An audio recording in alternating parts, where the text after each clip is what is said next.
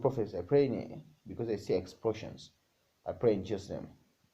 C'est un scénario digne d'Hollywood, mais c'est pourtant bien la réalité qui a frappé la ville de Nashville ce 25 décembre au matin de Noël. Le camping-car garé dans une rue historique de Nashville, Tennessee, dissimulait un puissant engin pyrotechnique relié à un compte à rebours et à des enceintes qui ont diffusé un message d'alerte 15 minutes avant l'explosion. Le message audible de l'extérieur du véhicule prévenait donc de l'explosion imminente. La police de Nashville, dépêchée sur place après que des coups de feu ont été signalés dans le secteur, ont donc eu quelques minutes pour évacuer les rares habitants qui sillonnaient encore les rues.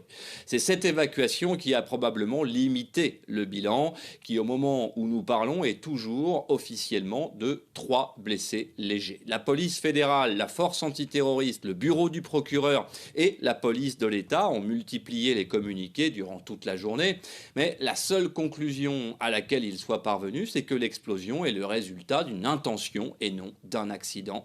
3 pistes sont cependant explorées en priorité, celle de l'attentat terroriste perpétré par une organisation étrangère, un acte terroriste cette fois de nature domestique, c'est-à-dire venant d'une organisation établie sur le territoire américain, et enfin une action solitaire.